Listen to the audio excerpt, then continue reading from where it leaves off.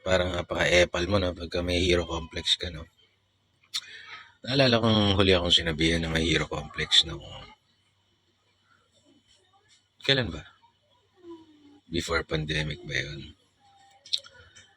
Kasi prior to that, meron akong kasama nun na professional. Tapos,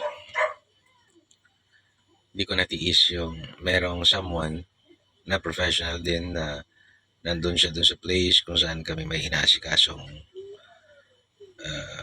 kasama namin na may sakit. Tapos yung malaking lalaki dun, siguro dahil malaki siya, kaakibat dun na siga siya. So, kahit na may sakit din ako nun may nararamdaman ako nun, tumayo ako and I confronted him. Gusto ko siya ingud-ngud dun eh. Hindi ko alam kung kaya ko, baka ako yung nangud-ngud dun. Pero I would try. Kasi nga, the way he talks to the people, kala mo, walang paggalang ang putang ina. Kala mo hindi galing sa taong bayan yung sahod niya eh. Ngayon, pinagalitan ako ng kasama ko noon. Sabi niya, meron ka sigurong hero complex. Lagi kang, hindi naman siya rude sa'yo eh. Rude siya sa kapwa ko eh. Hindi ko natitiis, lalo na kung bata o matanda yung ganunin mo. Medyo nahihirapan akong tiisin. I'm not saying mabuti akong tao. I'm just saying nahihirapan akong tiisin. That's it. So, nung sinabi niya yung hero complex na yun, minsan na pag nag-back to the past ako, putang ina, parang may hero complex ako, no? Kailangan mong pigilan yung hero complex mo kasi mapapahamak ka. Or may modernong term doon eh, epal. Although hindi naman ako kilalang epal, pero hindi ako nakakatiis sa inaapi. Ganun yung may feeling akong ganun.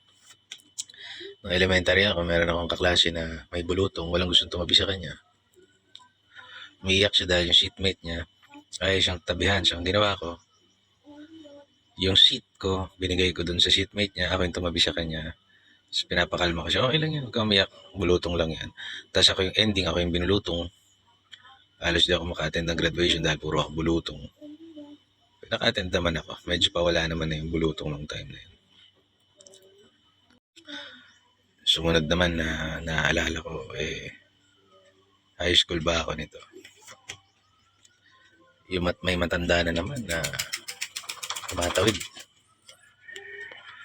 Tapos, binigyan ko siya ng konting limos, tapos tinawid ko siya. Tapos bigla siyang nawala. Hindi ko na siya nakita. Pagkatawid ko sa kanya, bumili lang ako ng manggang hilaw na may bagoong.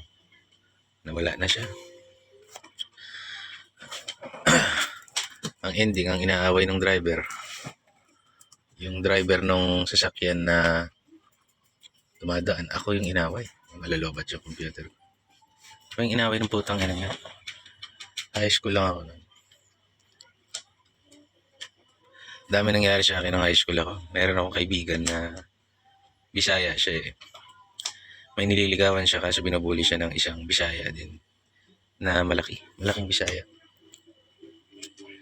Ang tawag namin mga Tagalog sa ganong Bisaya, batak, yung talagang pangbasag ulo, para siyang pang middleweight ng boxing.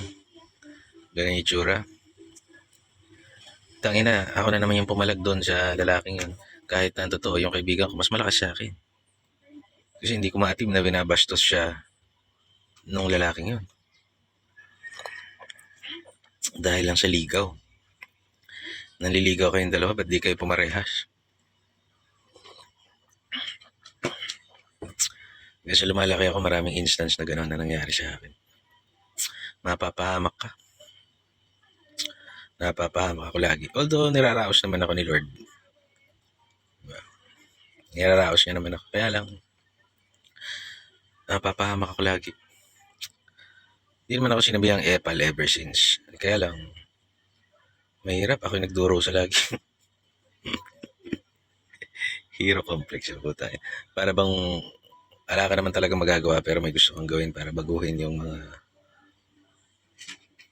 injustices. Pero wala ka naman talaga magagawa. Medyo mahirap yun.